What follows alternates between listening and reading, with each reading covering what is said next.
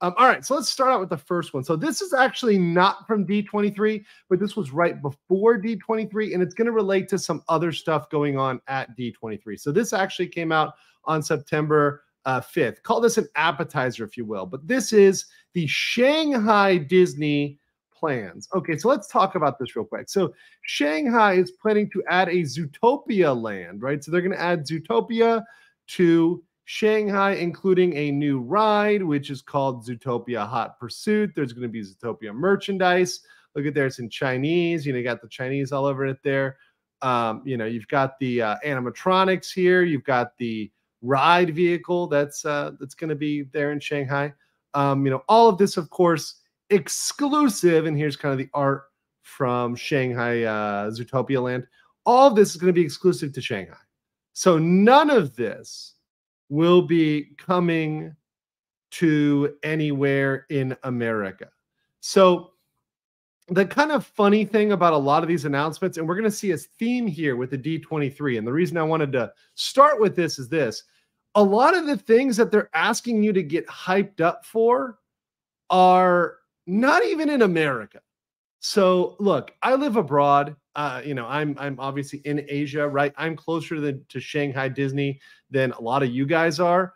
But that being said, it doesn't really help their main money generator, which is Walt Disney World Resort, to be adding stuff to Shanghai Disney. Now, you could argue if it was added in California, that would help as well. But I'm saying, unless you're putting it in one of the U.S. properties, they are not profiting that much because China is really ripping into the profits there. They're getting a huge amount of profit from these parks. And this is Chinese investment, Chinese money that's flowing into these parks. And mind you, this park can be ripped away from Disney at moment's notice. They actually don't own anything in China. They don't own the park.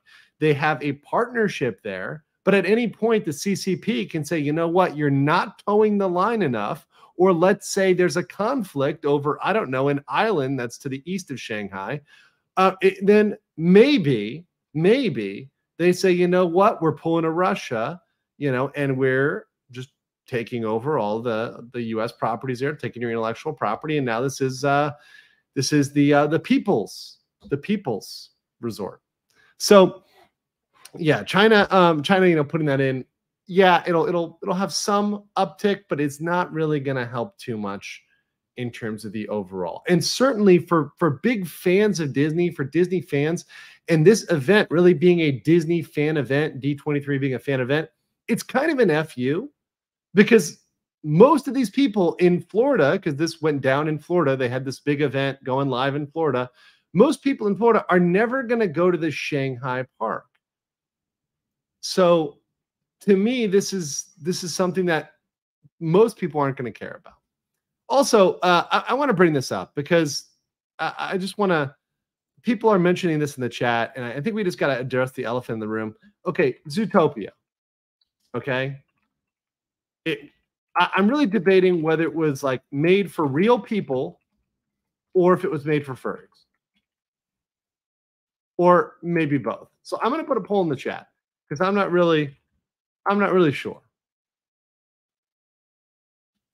I'm not really sure.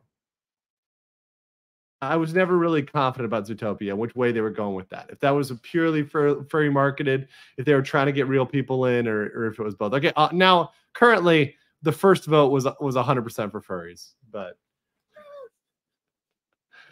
okay. Not K said made for kids and then furries. That'd be both. That'd be both.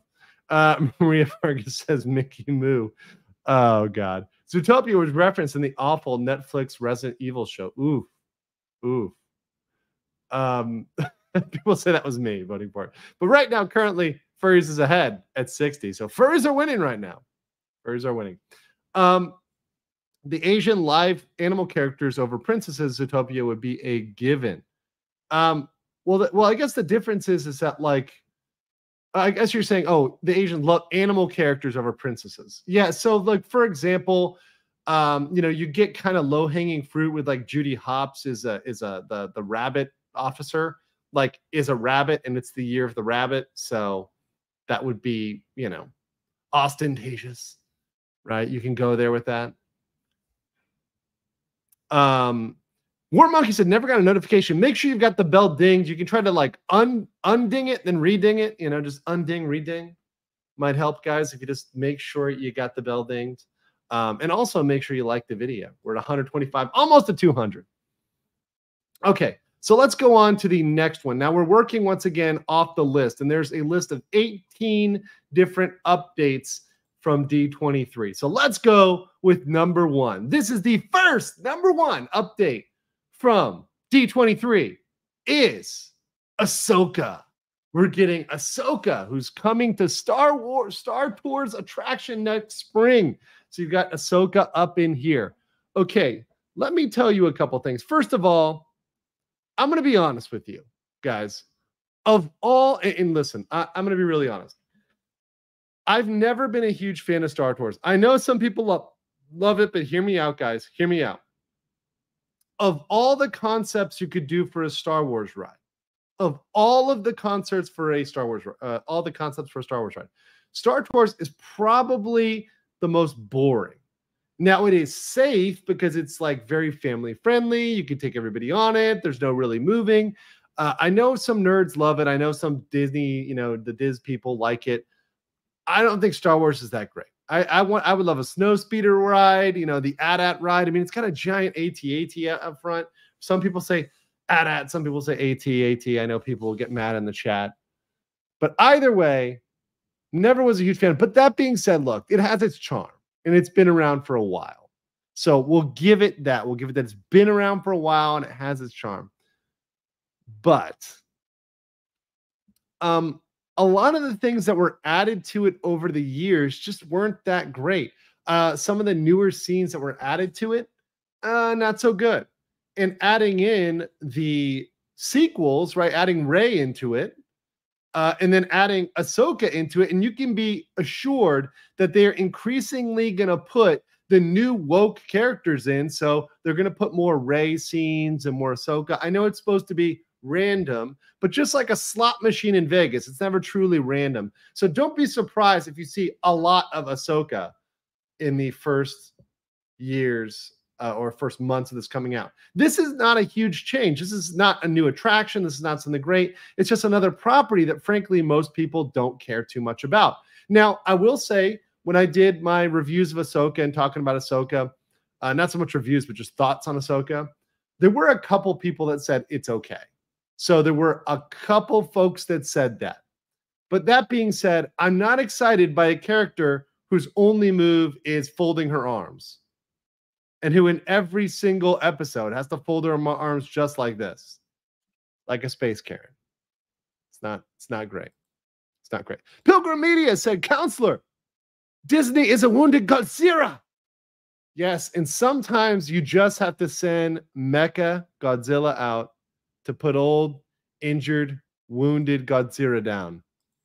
You just gotta update that Godzilla when it's hurting. It's not doing well. Let's see here.